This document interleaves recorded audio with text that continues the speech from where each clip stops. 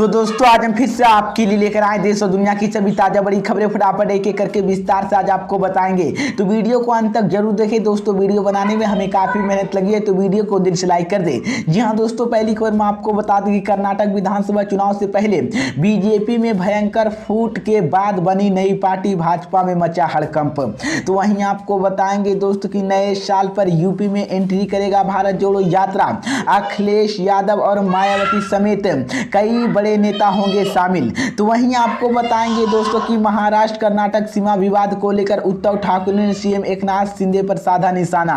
तो वहीं आपको बताएंगे दोस्तों कि अमित शाह ने आप पर कसा तंज, कहा बड़े दावे करने वाले का गुजरात में हुआ सफाया। तो वहीं आपको बताएंगे दोस्तों कि 1 जनवरी से व्यापारी करेगा बड़ा आंदोलन, जीएसटी और ई कॉमर्स को लेकर की बड़ी मांग। तो दोस्तों सभी खबरों की जानकारी एक एक करके विस्तार से बताने वाले दोस्तों। इससे पहले आपसे एक छोटी सी रिक्वेस्ट करें दोस्तों, क्योंकि यहाँ कोई गोदी मीडिया चैनल नहीं है, यहाँ पर सिर्फ और सिर्फ सच बताया जाता है और सच दिखाया जाता है।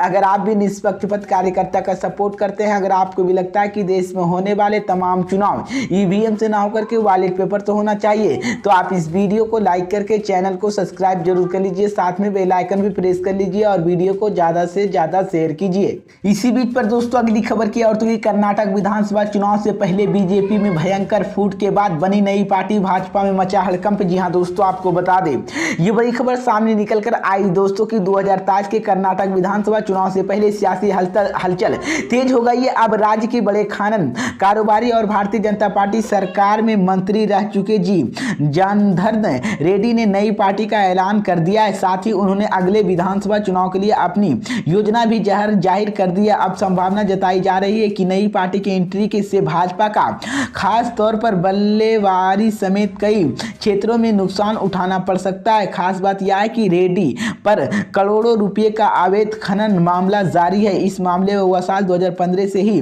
जमानत पर बाहर है। खबरों आ रही है कि दक्षिणी भारतीय राज्य में भाजपा पहले ही पार्टी के नेताओं की नाराजगी का सामना कर रही है। इनमें पूर्व मुख्यमंत्री बीएस येदियुरप्पा और अन्य मंत्री भी शामिल हैं। ऐसे में बल्लेरारी बंधुओं को नाराजगी भाजपा के नुकसान पहुंचा सकती है। इसी को लेकर इसके अलावा हाल ही में भाजपा ने हिमाचल प्रदेश विधानसभा चुनाव में बागियों के साथ बड़े नुकसान उठाया।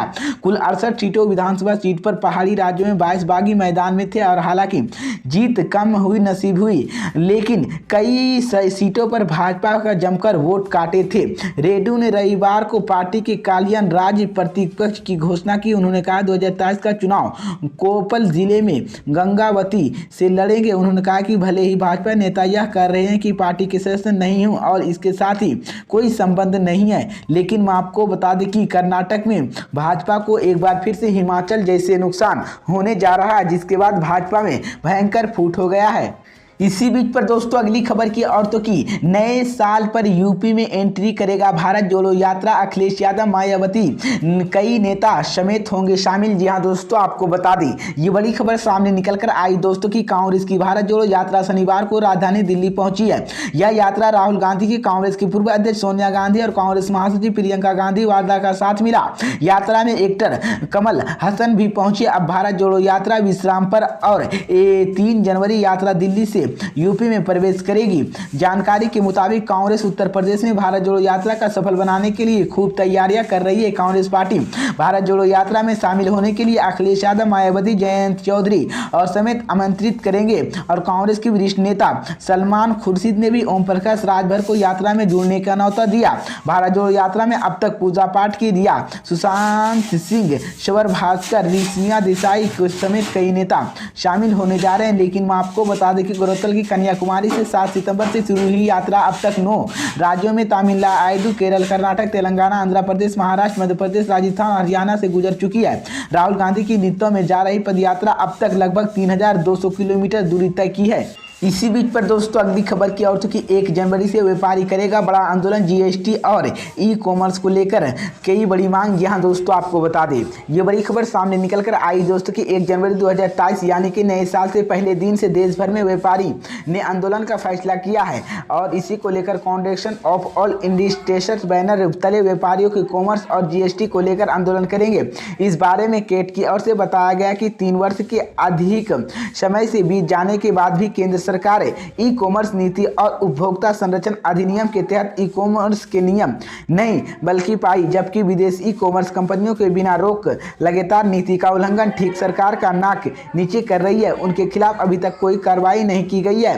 मैं आपको बता दी, कैट का कहना है कि न केवल केंद्र सरकार बल्कि राज्य सरकार इसी मामले से ज्यादा दोषी है, क्योंकि व्यापार राज्य का विषय है और विदेशी ई कॉमर्स कंपनियों के हाथों जीएसटी राजस्व व भारी नुकसान होने के बाद भी राज्य सरकार मूर्ख दर्शन बनाई हुई है और इन्हीं के साथ विभिन्न प्रकार जनन काम कर रही है। आज जिस गति से चल रहे हैं उसे देश के करोड़ों व्यापारियों के बहुत निराश होता देखने को मिल रहा है।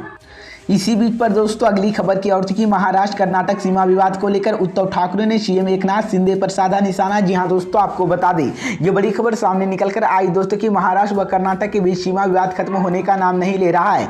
विपक्षी के नेताओं ने आज नागपुर में विधान भवन में बाहर से इसी को लेकर प्रदर्शन किया। वहीं सदन में इसी बारे में लगाए जा रहे प्रस्ताव पर चर्चा। विपक्ष नेता व पूर्व सीएम उद्धव ठाकरे ने कड़ा रुख अपनाया।